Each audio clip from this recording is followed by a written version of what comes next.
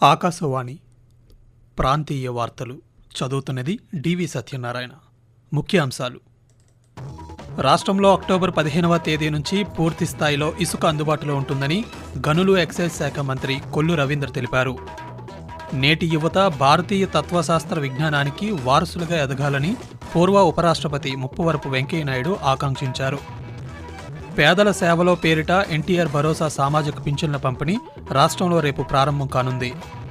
ప్రజల సమస్యలను అధికారులు దృష్టిలో పెట్టుకుని సత్వర పరిష్కారాలకు కృషి చేయాలని మంత్రి గుమ్మడి సంధ్యారాణి అన్నారు. రాష్ట్ర ప్రభుత్వం నైపుణ్య గణన పైలట్ ప్రాజెక్టును ఈరోజు గుంటూరు జిల్లా మంగళగిరి నియోజకవర్గంలో చేపట్టింది. వార్తల వివరాలు: పేదలందరికీ ఉచితంగా ఇసుక అందిస్తామని, త్వరలోనే ఇసుక సమస్యలు పరిష్కారమవుతాయని రాష్ట్ర గనులు ఎక్సైజ్ శాఖ మంత్రి కొల్లు రవీంద్ర తెలిపారు.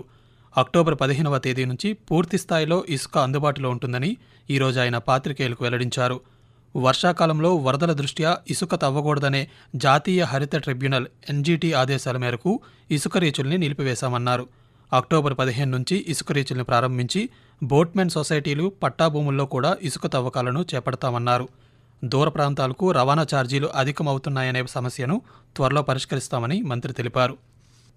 భారతీయ తత్వశాస్త్ర వైభవాన్ని ప్రపంచానికి చాటి చెప్పిన ఆధునిక ఋషి కొత్త సచ్చిదానందమూర్తి అని పూర్వ ఉపరాష్ట్రపతి ముప్పవరపు వెంకయ్యనాయుడు అన్నారు. గుంటూరు జిల్లాలోని ఆచార్య నాగార్జున విశ్వవిద్యాలయంలో ఈరోజు నిర్వహించిన ఆచార్య కొత్త సచ్చిదానందమూర్తి శత జయంతి ఉత్సవాల సందర్భంగా 2 రోజుల జాతీయ సదస్సును వెంకయ్యనాయుడు ప్రారంభించారు. అనంతరం మాట్లాడుతూ సచ్చిదానందమూర్తి స్ఫూర్తితో నేటి యువతరం భారతీయ తత్వశాస్త్ర విజ్ఞానానికి వారసులుగా ఎదగాలని ఆకాంక్షించారు. సాధారణ రైతు కుటుంబంలో పుట్టిన ఆయన ప్రపంచ స్థాయికి ఎదగడానికి ఎంతో కృషి చేశారని వెంకయ్యనాయుడు పేర్కొంటూ, తన వ్యాసాల ద్వారా, ప్రసంగాల ద్వారా ఈ జాతికి మళ్ళా తిరిగి వైభవం కల్పించే పాత ఆలోచనలు గుర్తు చేసే మహామనిషి మన ఆచార్య కొత్త సచ్చిదానందమూర్తి గారు. ఒకప్పుడు భారతదేశాన్ని విశ్వ గురు అనేవాళ్ళు. మన దేశంలో పుట్టిన మన అల్లూరు సీతారామరాజు, వీరపాండే కట్టబొమ్మన్, ఛత్రపతి శివాజీ మహారాజ్, మహారాణా ప్రతాప్, మన రాణి ఝాన్సీ లక్ష్మీబాయి, మన రాణి రుద్రమ్మ, మన కొమరం భీం, ఇలా అనేక మంది ఉన్నారు. వాళ్ళ గొప్పతనాన్ని వాళ్ళు తెలియజేయలే, ఎందుకంటే వాళ్ళ గొప్పతనం చెప్పి వాళ్ళ ద్వారా మనల్ని పరిపాలించారు. పేదల సేవలో పేరిట ఎన్టీఆర్ భరోసా సామాజిక పింఛన్ల పంపిణీ రాష్ట్రంలో రేపు ప్రారంభం కానుంది. కర్నూలు జిల్లా పత్తికొండ నియోజకవర్గంలోని పుచ్చకాయలమడ గ్రామంలో ముఖ్యమంత్రి నారా చంద్రబాబు నాయుడు ఈ కార్యక్రమంలో రేపు స్వయంగా పాల్గొని లబ్ధిదారులకు పింఛన్లు అందించనున్నారు. అలాగే అక్టోబర్ 1వ తేదీన గ్రామాల్లో పింఛన్దారులు అందుబాటులో ఉండి పింఛన్లు పొందాలని పార్వతీపురం మన్యం జిల్లా కలెక్టర్ ఏ శ్యాంప్రసాద్ తెలిపారు. రేపు 100% పింఛన్ల పంపిణీ పూర్తి చేయాలని లక్ష్యంగా పెట్టుకున్నామన్నారు. లబ్ధిదారుల ఇంటి వద్దకే సచివాలయ సిబ్బంది ద్వారా పింఛన్ల పంపిణీ జరుగుతుందని చిత్తూరు జిల్లా కలెక్టర్ సుమిత్ కుమార్ ఈరోజు ఒక ప్రకటనలో తెలిపారు. జిల్లాలో 2,69,677 మందికి సుమారు 113.77 కోట్ల రూపాయలను పంపిణీ చేయనున్నామని వెల్లడించారు. అక్టోబర్ 1, 3వ తేదీల్లో మాత్రమే పంపిణీ చేయడం జరుగుతుందని కలెక్టర్ పేర్కొన్నారు. ప్రజా సమస్యల పరిష్కార వేదిక కార్యక్రమాన్ని ఈరోజు రాష్ట్ర వ్యాప్తంగా నిర్వహించారు. అందులో భాగంగా ఈరోజు పార్వతీపురం మన్యం జిల్లా సాలూరు మండల పరిషత్ కార్యాలయంలో నిర్వహించిన జిల్లా స్థాయి ప్రజా ఫిర్యాదుల పరిష్కార వేదిక కార్యక్రమంలో మహిళా శిశు సంక్షేమం, గిరిజన సంక్షేమ శాఖ మంత్రి గుమ్మడి సంధ్యారాణి పాల్గొన్నారు. గ్రామాల్లో ఉన్నటువంటి ప్రజల సమస్యలను అధికారులు దృష్టిలో పెట్టుకుని సత్వర పరిష్కారాల కోసం ఈ వేదిక ఏర్పాటు చేయడం జరిగిందని మంత్రి వివరించారు. Collector A Shyamprasad, Parvathipuram sub collector, ITDA project అధికారి అశుతోష్ శ్రీవాస్తవులతో కలిసి ప్రజల నుంచి 238 వినతులను స్వీకరించారు. జల్ జీవన్ మిషన్ కింద అన్ని గ్రామాల్లో ఇంటింటికి కుళాయి కనెక్షన్లు అందించాలని గ్రామీణ నీటి సరఫరా విభాగానికి మంత్రి సూచించారు. ఫిర్యాదులను సంబంధిత అధికారులకు అప్పగించి సత్వరమే పరిష్కరించాలని ఆదేశించారు. ఇటీవల రాష్ట్ర మంత్రివర్గం ఆమోదం తెలిపిన నైపుణ్య గణనను ప్రయోగాత్మకంగా ఈరోజు గుంటూరు జిల్లా మంగళగిరి నియోజకవర్గంలో ప్రారంభించారు. నైపుణ్యాభివృద్ధి కార్పొరేషన్, మంగళగిరి నగరపాలక సంస్థ అధికారులు ఈ నైపుణ్య గణన కార్యక్రమంలో పాల్గొన్నారు. మంగళగిరి అర్బన్ మండలం తాడేపల్లి, దుగ్గిరాల, రాజధాని ప్రాంతంలోని 16 గ్రామాలను 5 క్లస్టర్లుగా విభజించి మొత్తం 161,421 కుటుంబాల సమాచారాన్ని సేకరిస్తున్నామని అధికారులు వెల్లడించారు. ఆకాశవాణి ప్రాంతీయ వార్తలు వింటున్నారు. రాష్ట్ర వైద్య ఆరోగ్య శాఖ మంత్రి సత్యకుమార్ యాదవ్ ఈరోజు వైఎస్ఆర్ జిల్లా ప్రొద్దుటూరులో పర్యటించారు. కడప రిమ్స్ ప్రాంగణంలోని ప్రభుత్వ దంత వైద్య కళాశాలలో 14 లక్షల రూపాయలతో అభివృద్ధి చేసిన mini auditorium, emergency dental clinic, అలాగే సెంట్రల్ ల్యాబ్లో 2 లక్షల రూపాయలతో ఏర్పాటు చేసిన అధునాతన పరికరాలను మంత్రి ఈరోజు ప్రారంభించారు. సముద్రంలో చేపల వేటకు వెళ్లే మత్స్యకారులకు బహుళ ప్రయోజనకారిగా ఉపయోగపడే అత్యాధునిక సమాచార వ్యవస్థను కేంద్ర ప్రభుత్వం ప్రవేశపెట్టడంపై విశాఖ పార్లమెంటు సభ్యులు శ్రీ భరత్ హర్షం వ్యక్తం చేశారు. ఈరోజు విశాఖలో ఆయన పాత్రికేయులతో మాట్లాడుతూ దేశవ్యాప్తంగా 26,000 మత్స్యకార మరపడవలకు వెసల్ కమ్యూనికేషన్ సిస్టమ్ పరికరాలను అమర్చుతున్న తరుణంలో విశాఖ ఫిషింగ్ హార్బర్లో 500 మరబోట్లకు ఈ వ్యవస్థను అందుబాటులోకి తీసుకువచ్చారన్నారు. కేంద్ర ప్రభుత్వం సహకారంతో అవాటెల్ సంస్థ ప్రాయోజకత్వంలో 70,000 రూపాయలు ఖరీదు చేసే ఒక్కో పరికరాన్ని మత్స్యకారులకు ఉచితంగా అందించడం ఎంతో ఆనందంగా ఉందన్నారు.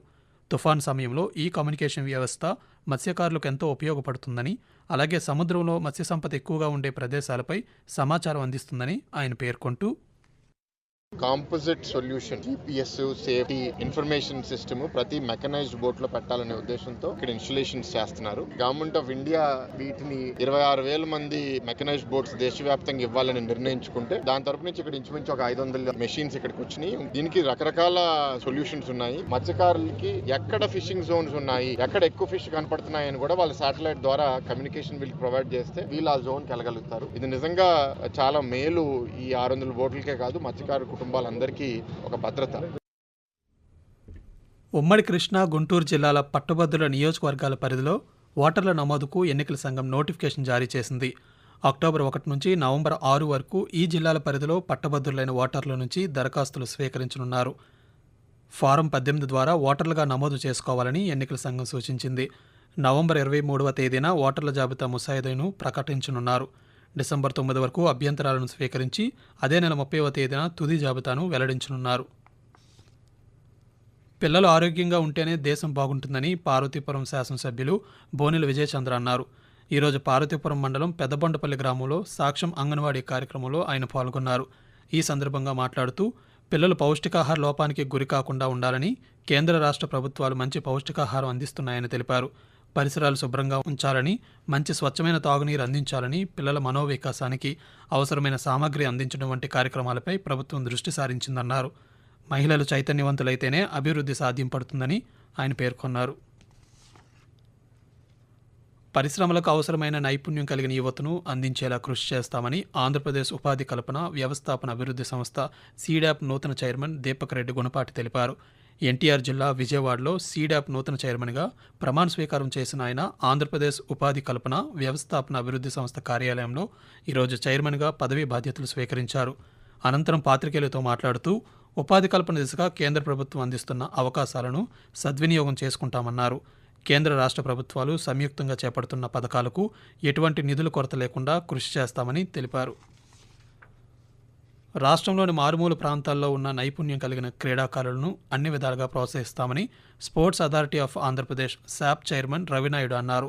శాప్ చైర్మన్గా బాధ్యతలు స్వీకరించిన తర్వాత మొదటిసారి ఈరోజు తిరుపతికి చేరుకున్న ఆయనకు కూటమి నేతలు స్వాగతం పలికారు. ఈ సందర్భంగా పాత్రికేయులతో ఆయన మాట్లాడుతూ ఆంధ్రప్రదేశ్లో ఉన్న క్రీడాకారుల కోసం ప్రధాన ప్రాంతాల్లో స్పోర్ట్స్ కాంప్లెక్స్లను ఏర్పాటు చేస్తామని తెలిపారు. రాష్ట్రం నుంచి రాణిస్తున్న క్రీడాకారులను ప్రోత్సహించి వారు మిగిలిన రాష్ట్రాలకు వెళ్లి తమ నైపుణ్యాన్ని ప్రదర్శించుకునే అవకాశం ప్రభుత్వం కల్పిస్తుందన్నారు. తిరుమల శ్రీ వెంకటేశ్వర స్వామి సాలకట్ల బ్రహ్మోత్సవాలకు తిరుపతికి చెందిన భక్తుడు పరదాలమని ప్రత్యేకంగా పరదాలు, కురాలాలు సిద్ధం చేశారు. వెంకటేశ్వర స్వామి, శ్రీదేవి, భూదేవి, వెంకటేశ్వర స్వామి తల్లి, వకులమాత ఇలా దేవతామూర్తులు అందరూ కనిపించేలా పరదాలను సిద్ధం చేసి తిరుమలకు తీసుకువెళ్తున్నామని ఆయన పాత్రికేయులకు వెల్లడించారు. ప్రాంతీయ వార్తలు ముగించే ముందు ముఖ్యాంశాలు మరోసారి. రాష్ట్రంలో అక్టోబర్ 15వ తేదీ నుంచి పూర్తి స్థాయిలో ఇసుక అందుబాటులో ఉంటుందని గనులు ఎక్సైజ్ శాఖ మంత్రి కొల్లు రవీంద్ర తెలిపారు. నేటి యువత భారతీయ తత్వశాస్త్ర విజ్ఞానానికి వారసులుగా ఎదగాలని పూర్వ ఉపరాష్ట్రపతి ముప్పవరపు వెంకయ్యనాయుడు ఆకాంక్షించారు. పేదల సేవలో పేరిట ఎన్టీఆర్ భరోసా సామాజిక పింఛన్ల పంపిణీ రాష్ట్రంలో రేపు ప్రారంభం కానుంది.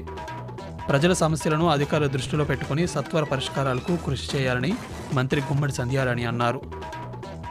రాష్ట్ర ప్రభుత్వం నైపుణ్య గణన పైలట్ ప్రాజెక్టును ఈరోజు గుంటూరు జిల్లా మంగళగిరి నియోజకవర్గంలో చేపట్టింది. ఆకాశవాణి ప్రాంతీయ వార్తలు ఇంతటితో సమాప్తం.